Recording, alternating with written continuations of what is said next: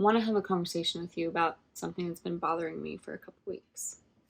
I made a cup of tea for this conversation. It's it has lemon and honey, and then red raspberry leaf tea, in like a tea bag, and then some loose leaf nettle tea. I'm 34 weeks pregnant, and so this is kind of like my labor prep combo that I've done for my last 2 pregnancies. Yeah. Oh. It's actually really good though. So I invite you to pause this video and go make yourself a beverage if you're so inclined, and then come back, because I really just want to chill and have a conversation with you.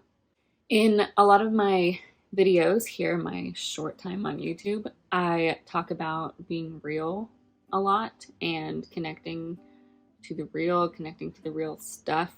I feel like I energetically know what I mean by that, but what's been rolling around in my head is, do I conceptually know what I mean by that?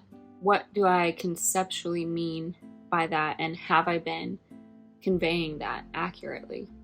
I think the answer to that question is yes, at least sometimes, because I have gotten some really sweet and meaningful comments that make me want to cry, because they make me feel heard and like there are other people out there who know what I'm talking about. But yeah, that's what I want to clear up here in this video and chat about. What is real to me? What is it that I mean exactly when I say that I want to connect to something real? Because I know for sure that I don't want to claim that my definition, that the way that I talk about it is some objective definition, but my, very own personal definition. And I also don't want anyone taking my version of real as like a prescription. So there are a couple components to my definition of real. To me, there's one aspect of real that is a little bit more tangible and is usually a connection to some old, ancient human practice. Things like connection and community, nurturing myself with sunlight, eating nourishing foods. These things feel real to me. They feel like they are kind of the basics of what I can go back to grasp something that feels substantial and authentic and real. The other component is more of a feeling or an emotion. When I feel connected to something real, I feel grounded, rooted, present, sovereign. When I feel connected to the real stuff, I feel authentic and empowered. And I think feeling that and then exploring what drives that connection is worth it, because I think it's what so many of us are looking for. I recently read The Ruthless Elimination of Hurry by John Mark Comer. I'll link some book recommendations in the description below. But in the book, Comer talks about the search for fulfillment and answers as to why so many of us in our culture are struggling to make it and slow down and just be. He quotes another author that he resonates with, but then disagrees with her answer that the solution to all this, the solution to hurriedness and this inauthenticity, is the switch to democratic socialism. I'm now currently reading The Myth of Normal by Gabor Mate.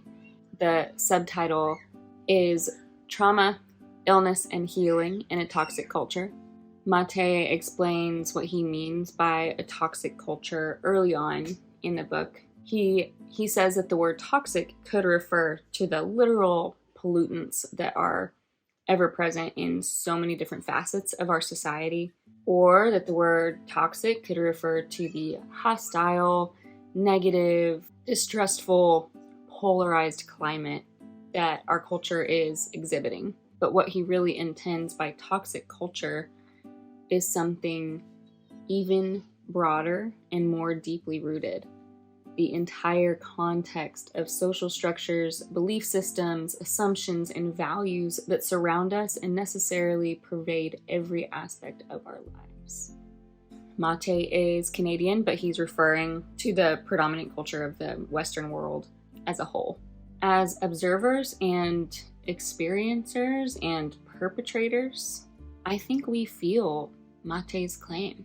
We can feel that something is off, and then that sends us into a scavenger hunt for the thing. But what if there's not one thing?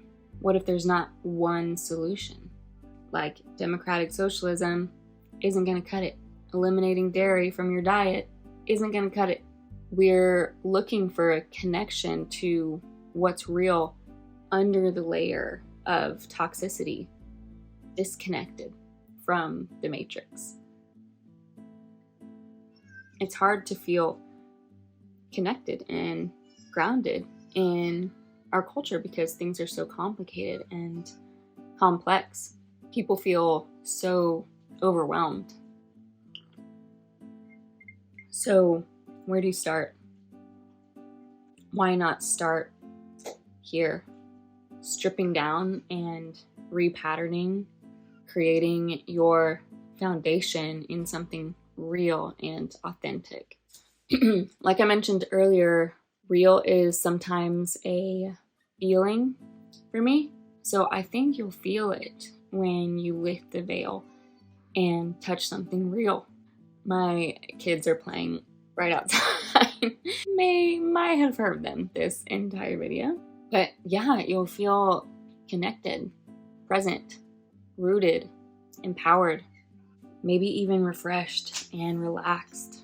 Your quality of being, your beliefs, your values, identity will feel genuine and true and consistent with your true self.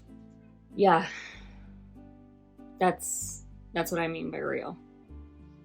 And these are the things that I think about and talk about all the time. So if this discussion resonated with you in any way, please like this video and subscribe to the channel so we can meet back here later and talk about more real things. As always, thank you so much for watching. I really appreciate the time that you have spent here chatting with me, and I'll see you next time.